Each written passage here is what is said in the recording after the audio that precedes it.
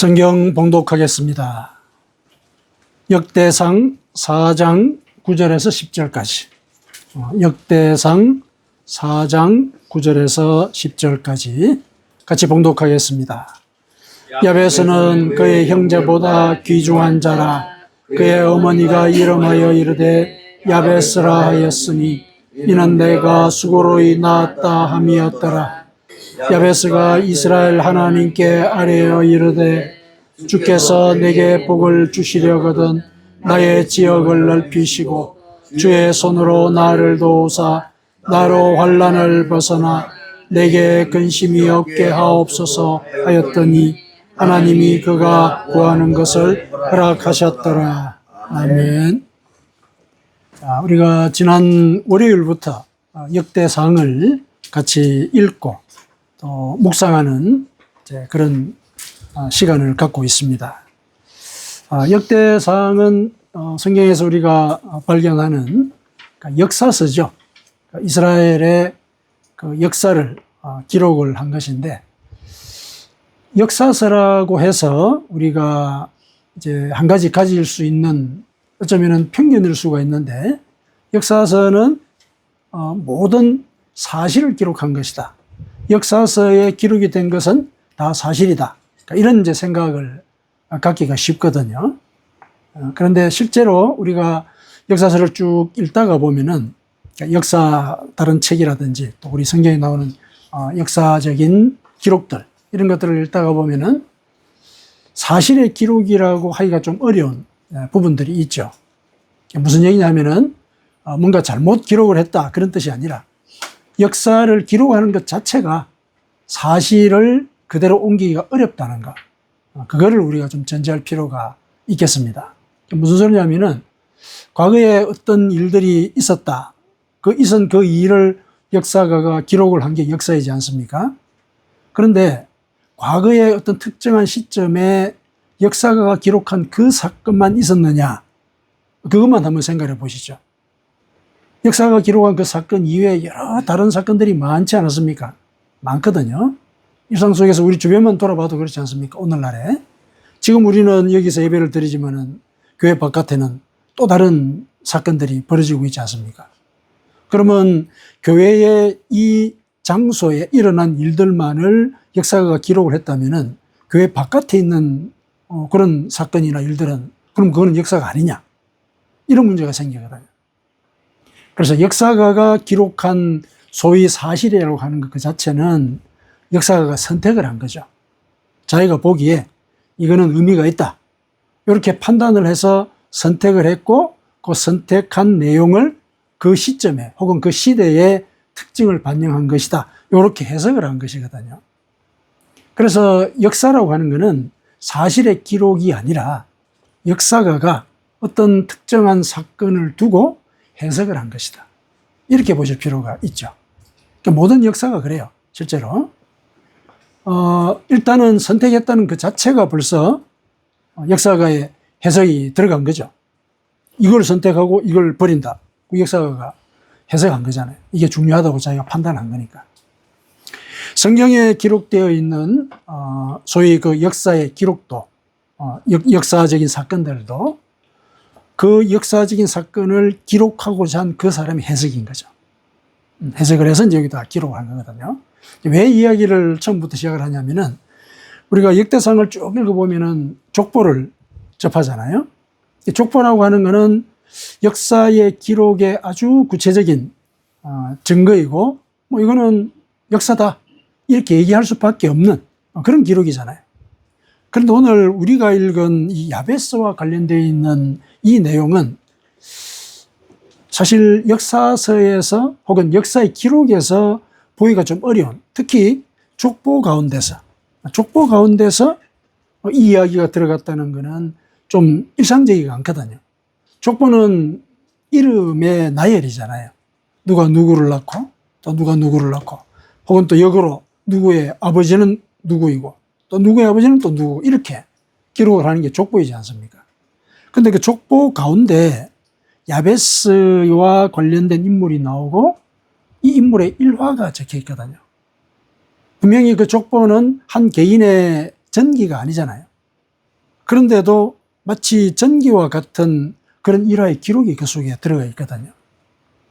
이거는 분명히 역사가가 이 야베스라는 인물을 통해서 뭔가 하고자 하는 말이 있다는 이제 그런 표시일 수 있거든요. 왜 또 그렇게 얘기를 하냐면은 이 야베스라는 인물이 족보 속에 들어가 있는 위치를 가만히 살펴보니까 야베스는 아버지가 누군지 안 나와요. 그리고 야베스의 아들이 누군지도 안 나와. 분명히 유다 족속의 족보 속에 들어있으니까 유다 족속인 거는 맞는데 아버지도 없고 자식도 없는 거예요. 중간에 끼어든 인물인 거죠. 그렇다면은 이 야베스라는 인물은 역사가의 해석이 실려있는 하나의 장치일 수 있겠구나. 이렇게 볼 수 있는 거죠. 분명히 족보라고 그러면 아버지가 누구고 자식이 누구, 이게 이 계열을 따져서 기록을 해야 되잖아요. 그런데 주변에는 다 그런 족보가 다 기록이 되어 있는데 그 가운데 뚝 야베스가 들어있는 것이고 야베스의 아버지가 누군지 자식이 누군지 없는 거예요. 그렇다면 야베스의 이 기록은 이 역대사항을 기록한 그 역사가가 뭔가 독자에게 전하고 싶은 그런 말을 여기다 실어놨다. 이렇게 볼 수 있는 거죠. 그래서 이제 이 역사를 또 역사가의 해석이다. 이렇게 이제 볼 수 있는 측면으로 우리가 이해를 하는 거죠. 그러다 보니까 이 야베스의 이름의 의미하고 또 이스라엘 왕국의 역사하고도 겹쳐요. 이 겹친다는 얘기는 뭐냐면은 이 야베스라는 인물이 물론 실존 인물일 수 있겠죠. 실존 인물일 수도 있는데 실존 인물의 그 실제 삶에 더해서 이스라엘 왕국의 역사를 대변하는 그런 의미가 있는 인물일 수도 있다는 거죠. 자, 야베스를 보십시다. 일단 야베스를 소개를 할 때 그의 형제보다 귀중한 자다. 이렇게 얘기를 합니다. 귀중한 자다. 요 귀중한 자라고 얘기한 거는 야베스에 대한 인물의 평가잖아요. 왜 귀중한 자라고 보는지 뒤에 보십시다. 그의 어머니가 이름하여 이르되 야베스라 하였으니 이는 내가 수고로이 낳았다 함이로다. 자, 야베스란 이름의 뜻이 뭡니까? 내가 수고해서 낳았다 이런 뜻이죠. 좀 다르게 얘기하면 난산을 했다는 얘기잖아요. 자식을 낳는데 그 이름의 뜻이 난산이에요. 어렵게 해서 낳았다 이런 뜻이라는 것이죠. 상당히 상징적이죠. 이게 이제 어떤 의미냐 이렇게 해석을 해보려고 했을 때 이거는 이스라엘이 바벨론 그 노예 시대 그걸 거치고 돌아온 그 시점과 상관을 해요. 왜 이렇게 얘기를 하냐면은 이 족보 자체가 바벨론에서 그 포로 상태를 벗어난 이후에 그 후손들까지도 기록을 하고 있거든요. 그러니까 여기에 야베스라는 어떤 상징적인 인물을 집어넣은 것은 그 당시에 이스라엘 백성들이 고생 끝에 돌아왔단 말이에요. 노예 생활을 했으니까. 돌아왔는데 돌아온 그 사람들에게 어떤 비전을 알려줄까? 이런 고민을 한 결과 이런 야베스라는 인물을 역사가가 만들어냈다. 이렇게 이제 보는 거죠. 야베스라는 이름의 의미가 이제 그런 역사적인 사실을 환기를 시키는 거예요. 그러니까 이 역사서를 읽고 있는 독자는 포로 생활을 마치고 난 이후에 그 동족들인 거예요. 그 동족들이 고생해서 돌아온 거예요. 그러니까 자식을 난산을 한 것 같은 그런 상태로 돌아왔다는 얘기죠. 그래서 이제 야베스가 이렇게 그런 존재로 이제 있었는데 야베스가 어느 날 하나님께 기도를 하는 거예요. 주께서 내게 복을 주시려거든 나의 지역을 넓히시고 주의 손으로 나를 도우사 나로 환난을 벗어나 내게 근심이 없게 하옵소서. 또 이 기도의 내용을 가만히 보니까 이거는 나라가 재건돼야 되는 그런 시점과 연결이 되죠. 왜 하필이면 나의 지역을 넓혀달라고 했을까? 다 파괴됐잖아요. 이 바벨론의 침공을 받아가지고 예루살렘 성곽, 성전 다 파괴됐죠. 모조리 파괴됐습니다. 포로 상태에서 돌아와 보니까 이 폐허죠. 폐허 상태인 거예요. 그럼 이걸 재건해야 되고 국가의 기틀도 새로 잡아야 되고 어려운 일들이 많죠. 하나님께서 이 나라에 재건의 기회를 주십시오. 지역을 넓혀달라는 그 기도는 그런 의미가 있는 것이죠. 그리고 일상의 삶의 조건들도 회복이 되어야 되지 않겠습니까? 그렇죠. 눈을 떠보니까 아무것도 없어요. 밭도 가려면은 기구도 새로 만들어야 되고 너무 힘든 거죠. 근심거리예요, 일상 자체가. 그래서 이러한 상황을 하나님 벗겨주십시오. 이 근심에서 놓여나게 하십시오. 이런 기도를 한 거란 얘기죠.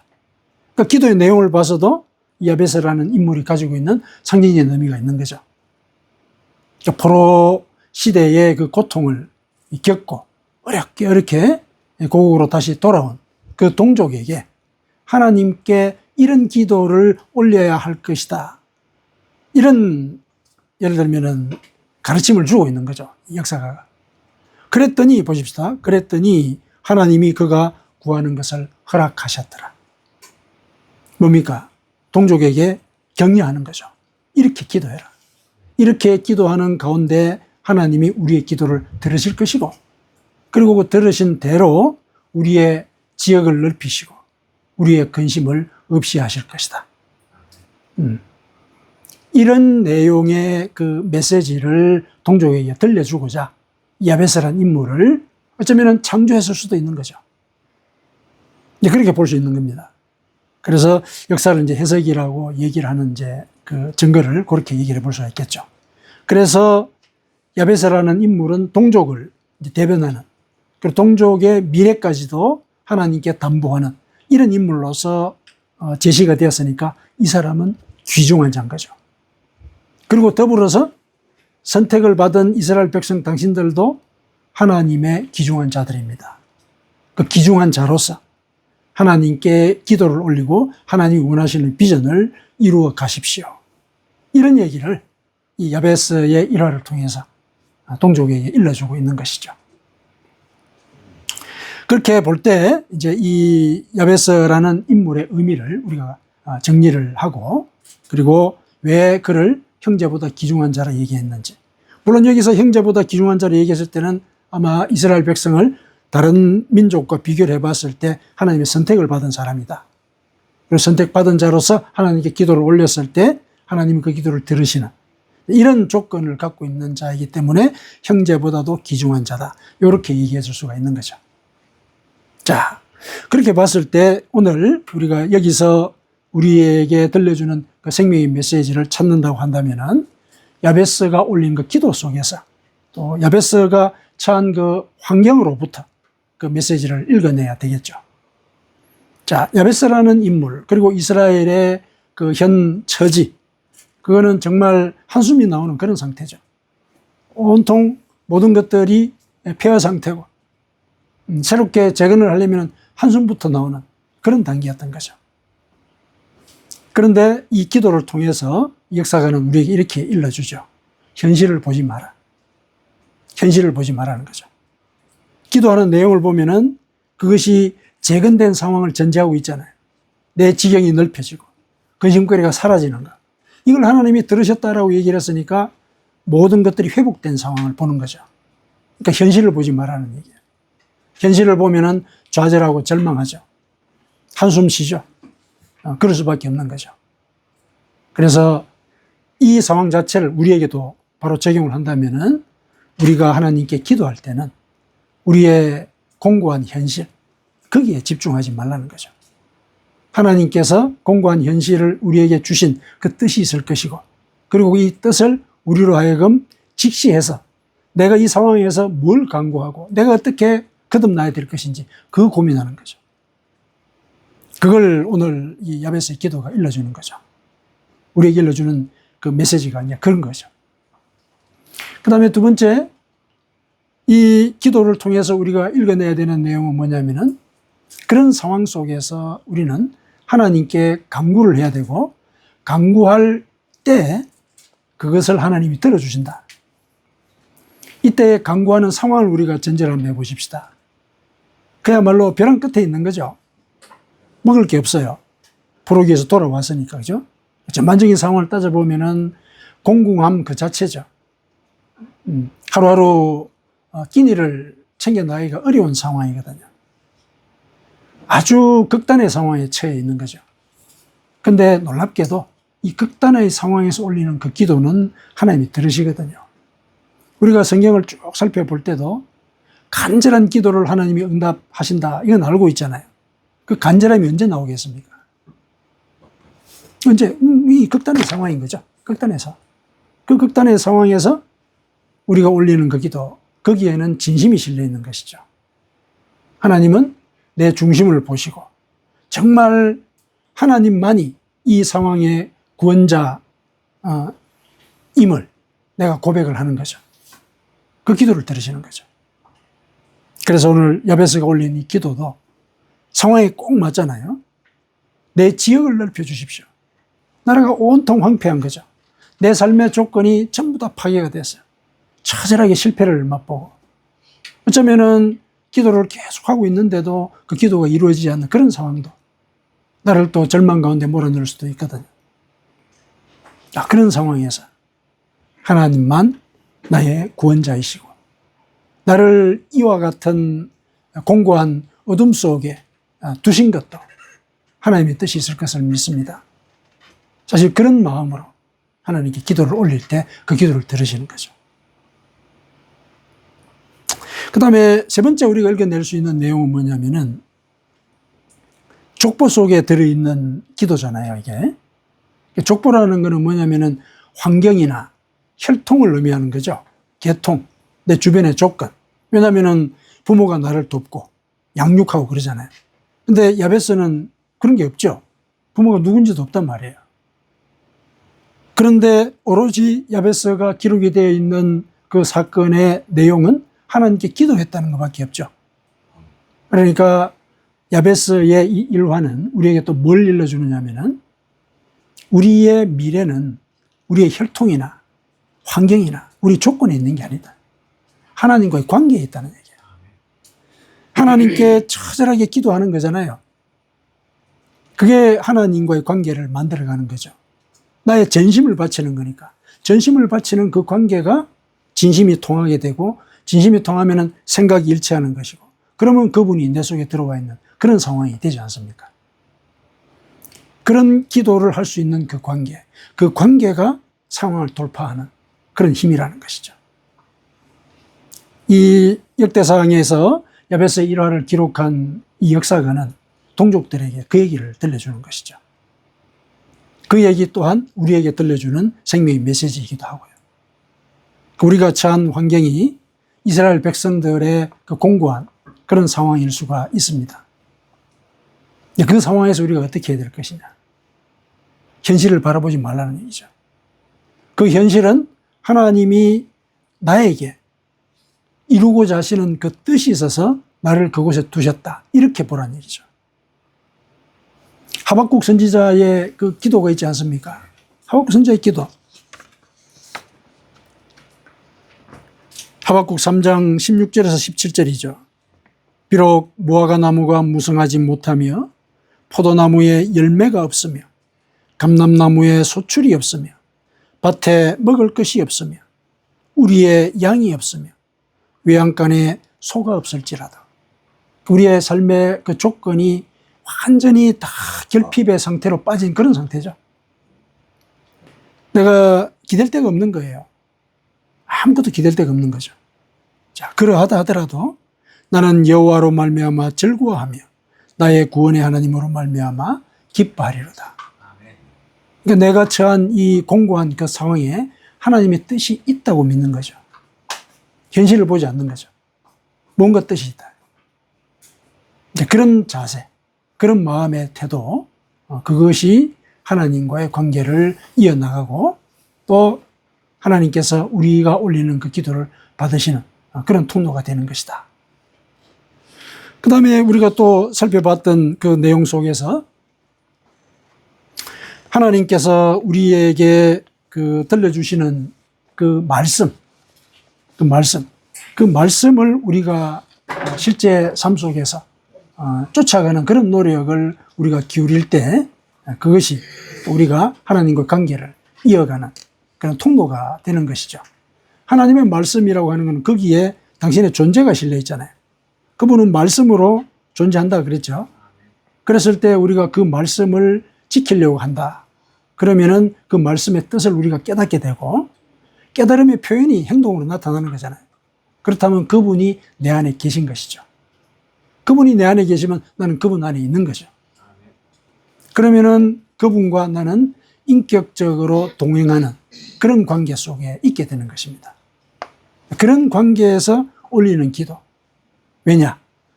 그분과 내가 생각이 일치하는 상태잖아요. 그때 올리는 그 기도. 그게 하나님의 뜻을 이루는 기도이기 때문에 그 기도를 들으시는 거죠. 너희가 내 안에 거하고 내가 너희 안에 거하면 뭐든지 구해라. 요한복음 15장 7절에 그렇게 나와 있죠. 뭐든지 구해라. 왜 뭐든지 구하라 그러시죠? 너하고 내가 뜻이 같다는 얘기죠. 내가 너 안에 있고 네가 내 안에 있으니까. 말씀을 지키면 이제 그런 상태가 된다는 얘기죠. 그러면은 모든 것을, 너희가 원하는 모든 것을 이루어지게 할 것이다. 약속이잖아요. 하나님의 약속이거든요. 그런 관계가 우리를 하나님 앞에 나아가도록 인도를 하는 겁니다. 자, 우리가 공고한 상황에 처했다 그러면은 기본적으로 우리가 생각을 할 때 그 현실에 눈을 두지 않을 수가 없죠. 이건 우리 솔직하게 고백을 할 수밖에 없는 부분이잖아요. 그럼 왜 현실을 보지 말라고 얘기를 합니까? 이게 믿음의 표현이죠. 내가 하나님을 믿는다면은 현실보다는 그 너머에 계신 분. 그걸 바라보는 그게 믿음이죠. 그 믿음은 현실을 역전시키는 그런 상태를 전제하는 거예요. 믿음이 그런 것이죠. 히브리서의 그 얘기도 히브리 11장 1절에 나오는 그 말씀이 있죠. 믿음에 대한 정의. 믿음은 바라는 것들의 실상이에요. 현실을 열정하는 거예요. 안 보인다는 얘기죠. 바란다는 얘기는 지금 없다는 얘기잖아요. 없는데 그걸 실상으로 본다는 얘기잖아요. 그러니까 현실을 역전하는 게 그게 믿음인 거죠. 그래서 현실이 어렵고 공고하고 내가 탈출할 수 있는 길이 없는 것 같다 하더라도 그럼에도 불구하고 하나님을 바라보는 것. 그게 믿음의 표현인 것이죠. 그래서 믿음을 우리가 정의를 하자면은 하나의 이 억구를 가지고 정의를 하자면은 그럼에도 불구하고 이렇게 얘기할 수 있는 거죠. 내 마당에 무화과 나무가 없다. 그럼에도 불구하고 나는 하나님을 기뻐하고 즐거워할 것이다. 이게 믿음이라는 거죠.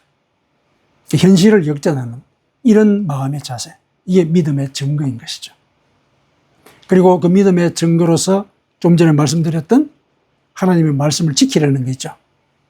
그 말씀이 나의 습관과 성정과 대립되는 경우가 많죠. 하나님이 원하시는 것과 내가 원하는 게 다른 경우죠. 나는 이걸 원합니다.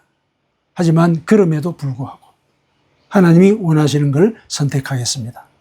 그거죠. 하나님의 말씀을 읽는 이유가 그거예요. 그 말씀이 나의 성정과 습관을 하나님의 뜻대로 만들어가기를 원하는 그 의지의 표현이 성경을 읽는 것이거든요. 그래서 읽으면서 내 마음에 와닿는 대로 나 자신을 돌아보는 거죠. 내 존재를 내 마음속 깊은 곳의 눈으로 바라보는 것이거든요. 우리가 신앙생활을 하면서 겉으로 성경도 읽고 기도도 하고 또 그러다 보면은 습관적으로 경건의 훈련이 되는 경우들이 있습니다. 하나님을 내가 믿고 있구나 이런 생각이 들 때가 있거든요. 그런데 하나님께서 예수님을 통해서 경고를 하신 말씀이 있죠. 혹시 그런 믿음이 나를 두고 그냥 주여 주여 이렇게 부르는 그 수준에 있는 것인지 그건 우리가 살펴봐야 되는 거죠. 그렇지 않으려면은 말씀을 읽고 그 말씀을 실천하려는 그런 노력이 전제가 돼야 되죠. 내 말을 지키는 자에게 내가 천국의 문을 열어주겠다. 이 예수님의 약속이잖아요. 그때 날 보고 주여 주여 하면서 내가 이 선지자로서 예언도 하고 기적도 베풀고 이렇습니다. 이렇게 얘기하는 거 그거 나하고 상관이 없다. 그때 너희들이 그렇게 말을 한다면 그거는 너희들은 불법을 저지른 것이다. 내 곁에서 사라져라. 이런 얘기를 할 것이다. 말씀하셨죠. 그게 왜 불법입니까? 그게 왜 불법이죠? 하나님의 기준에서 불법인 거죠. 왜냐? 하나님을 믿는다라고 했지만은 결국은 자기의 옳음을 확인하는 그런 통로에 설 수 있다는 얘기예요. 이거는 참 예민한 문제죠. 경계를 어떻게 우리가 파악을 해야 될까 고민이 되는 부분이에요. 분명히 경건의 연습을 하고 그 훈련하는 가운데 우리가 거듭날 수 있다 얘기를 하는데, 뭐가 그러면은 하나님의 뜻에 맞는 그런 삶이고 그런 신앙일까? 기준을 마땅히 우리가 정하기가 참 어려운데, 그러나 그렇다고 해서 난해하게 하나님께서 우리를 수수께끼 속에 버려놓으신 건 아니에요. 일러주셨죠. 성령이 너에게 갈 것이다. 성령과 동행하는 삶을 이어가는 것이죠. 성령께서 알려주시는 대로 내 자신을 돌아보고 말씀의 의미도 성령께 여쭙고, 지금 현재 상황에서 이 말씀을 나에게 어떻게 적용해야 되겠습니까?